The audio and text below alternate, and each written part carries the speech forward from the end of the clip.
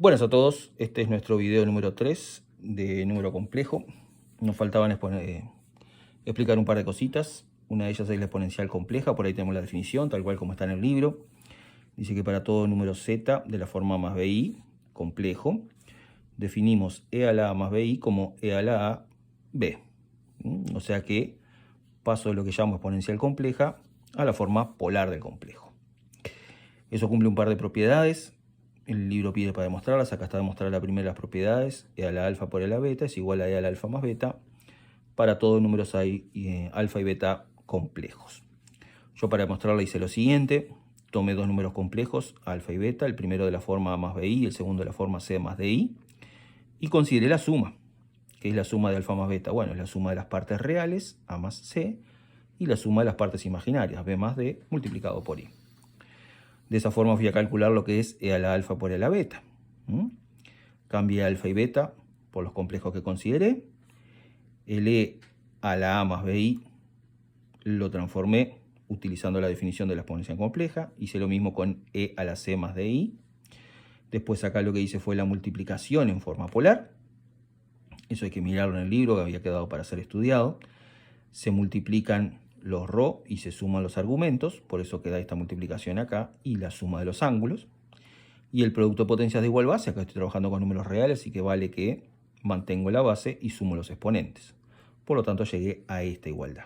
Lo dejé quietito ahí. Por otro lado, fui a ver qué pasa con e a la alfa más beta. Tomé el complejo alfa más beta que había calculado anteriormente, lo coloqué como exponente, y a esto le aplico la definición de exponencial compleja. De ahí me queda e a la a más c y como argumento b más d, que es la parte compleja por acá. Bueno, resulta que partiendo por el camino de e a la alfa por e a la a beta o e a la alfa más beta, llego al mismo resultado. Si estos dos son iguales, estos dos son iguales. Y ahí queda demostrada la propiedad. Bien.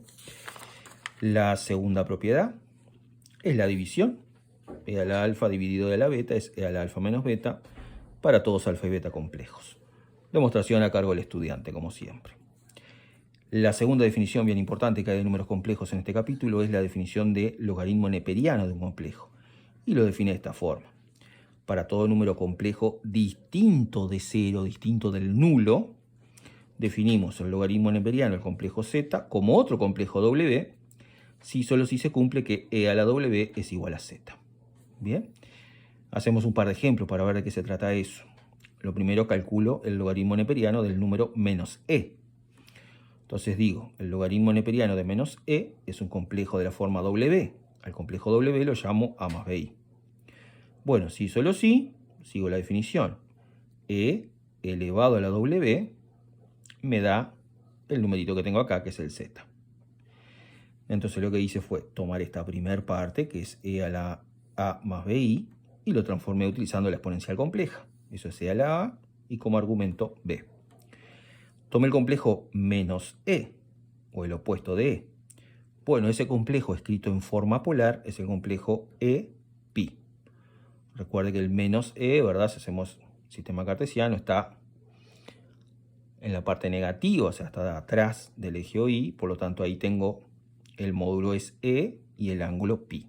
Lo transformé acá, ya lo mostré en algún ejemplo. Bueno, igualo estos dos bichitos y entonces e a la a es igual a e. Acá tengo un exponente 1 que no se coloca. Vamos a ponerlo por las dudas. Y si las bases son iguales, igualo los exponentes de donde a vale 1. Y para igualar acá los argumentos, b es igual a pi más 2k pi. Esto lo tengo que agregar siempre. ¿Por qué? Porque este b está referido a las funciones seno y coseno. Y esas funciones son funciones periódicas de periodo 2pi.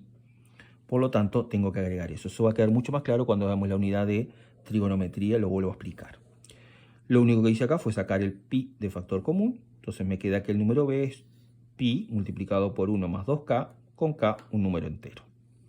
Bien, así que el resultado del logaritmo neperiano del número menos e es igual a 1 más pi multiplicado por 1 más 2k, todo por i, siendo k un número entero. ¿Ah? Bien, seguimos con otro ejemplo. Y ahí me fui al libro. En el libro les pide, en el ejercicio 5.61, parte A, la parte I, determinar el valor del logaritmo de menos 1. Hice la misma historia, logaritmo de menos 1 lo igual a un número complejo. Le aplico las definiciones, e a la w igual a z, por eso queda igual a 1. De acá aplico la definición de la exponencial compleja, al menos 1 también lo escribo en forma polar, igualo los módulos, igualo los argumentos, entonces e a la a es 1, para que e a la a sea 1, el número a tiene que ser 0, ¿verdad? E a la 0 me da 1. Y el número b, como siempre, es pi más 2k pi, le agrego el periodo, con k entero. Por lo tanto, el logaritmo neperiano de menos 1 es 0, que es el número que encontré, más el número b que encontré multiplicado por i.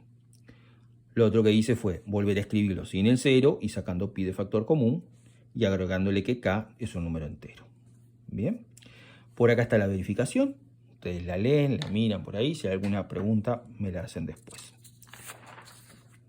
El ejercicio 5.61 en su parte D define al logaritmo de alfa en base B como el logaritmo neperiano de alfa dividido el logaritmo neperiano de beta, siendo alfa y beta complejos distintos del 0 o del nulo. Y entonces pide calcular el logaritmo de menos 81 en base menos 3. Bueno, le aplico la primera transformación por la definición que me dieron y ahí vuelvo a hacer un caso como el anterior. Voy a calcular el logaritmo de menos 81 primero, el logaritmo menos 3 después y dividir los resultados. Ustedes después pueden leer acá, hice exactamente lo mismo que antes, los pasé a los dos números complejos a su forma polar, igualé los módulos, igualé los argumentos. De esa manera obtengo cuánto es el número logaritmo de menos 81. También obtuve por acá cuánto es el número logaritmo de menos 3.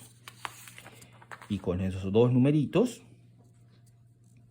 que me quedó así, logaritmo de menos 81 quedó logaritmo neperiano de 81 más pi más 2k pi por i.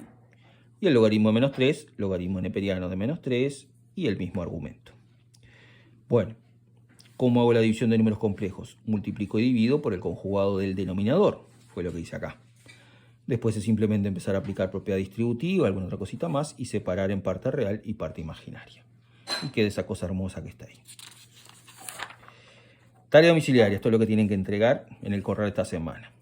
Son los ejercicios 5.62 parte C, 5.71 parte A, ese con video por favor, 5.73 con partes A y C, el ejercicio 5.75 y el ejercicio 5.81. Recuerden que el día sábado vamos a tener nuestro encuentro y por lo tanto ahí podrán consultar todas las dudas y todo lo que quieran. Como siempre tenemos una alumna muy exigente que me pide que haga el último ejercicio del último capítulo, el final de todo. Ese ejercicio es el 5.82 y está ahí resuelto. Me da un polinomio t de la forma x cuadrado menos 6x más 10 y me dice que z1 es la raíz de ese polinomio cuyo afijo está en el cuarto cuadrante. Entonces voy a descubrir primero cuál es el z1. Simplemente estoy buscando raíces, así que aplicamos la fórmula de Bhaskara. Por acá va a quedar raíz de menos 4, sé que eso es un número complejo 2i, ¿verdad? Es raíz de 4 y raíz de menos 1. La raíz de menos 1 es i, la raíz de 4 es 2.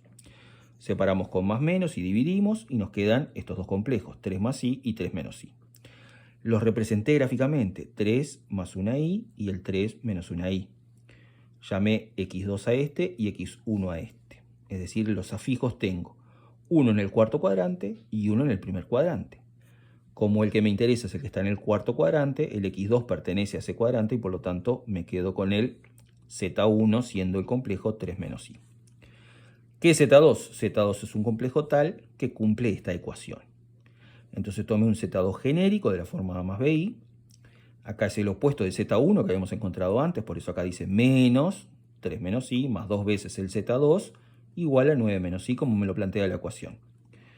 Bien, distributivas, volví a reordenar, parte real por un lado, parte compleja por otro, y como estoy igualando complejos, parte real con parte real, resulta esta ecuación.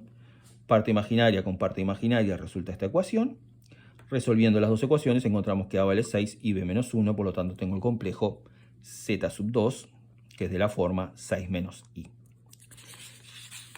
La parte del ejercicio me dice, tomando en cuenta los afijos del complejo Z1 y Z2, estos puntitos que tengo en el plano, ¿verdad? 3 menos I y 6 menos I, tengo que determinar el tercer vértice de un triángulo equilátero, cuyo lado sea Z1, Z2. los afijos de esos complejos. Y yo acá lo resolví de forma geométrica. Existen más formas de hacerlo, me pareció que esta era la más sencilla, por eso se las planteo. Primera cosa importante que dije, bueno, tomo la mediatriz de este segmento y seguro que acá tiene que estar el afijo del complejo que me está faltando. Yo llamé Z3 y Z4, esos dos, porque tengo dos soluciones, ¿verdad? Entonces dije, bueno, si este es el Z3, lo que voy a hacer es, seguro que está acá sobre la mediatriz, por lo tanto, en la mitad entre el 6 y el 3, eso es 9 medios o 4,5. Y lo otro que voy a hacer es igualar las distancias. Esta distancia y esta distancia son iguales, puesto que estoy trabajando con un triángulo equilátero. Y entonces planteé esto. Dije, bueno, la X obligatoriamente de ese complejo que estoy buscando tiene que ser 9 medios. Es decir, yo acá lo que planteé fue un complejo Z sub 3 de la forma X más Y, Y. Parte real, parte imaginaria. El X es 9 medios, seguro. Y lo que hice acá fue tomar una circunferencia con centro en Z sub 1 y radio 3. Cuando esa circunferencia intersecte a la mediatriz, ahí voy a tener el punto que estoy buscando. Como un problemita de lugar geométrico, simplemente. Fue lo que hice acá. Planteo la circunferencia de centro 3 menos 1 y radio 3. Pero resulta que como lo quiero cortar con la recta x igual 9 medios, cambié la x por 9 medios, operaciones, más operaciones, llego a esto, planteo la raíz cuadrada de i más 1 al cuadrado, eso es valor absoluto de i más 1, raíz de 27 cuartos me queda al otro lado, y esta ecuación tiene dos soluciones. El i más 1 puede ser raíz de 27 cuartos, o el i más 1 puede ser menos raíz de 27 cuartos. Paso el 1 hacia el otro lado y escribo la raíz de 27 cuartos un poquito más bonita y obtengo dos soluciones. Entonces tengo el Z3 que es 9 medios más 3 raíz de 3 sobre 2 menos 1i y el Z sub 4, que es el otro, es la otra raíz que encontré. Bien, si pasan esto a forma decimal van a ver que da 1,6, 1,5, una cosa así. Y por lo tanto coherente con el dibujo y está bien resuelto el ejercicio. Con esto damos por finalizado el número complejo y ya a partir de mañana vamos a empezar con divisibilidad en los números naturales. Que pasen bien, nos vemos.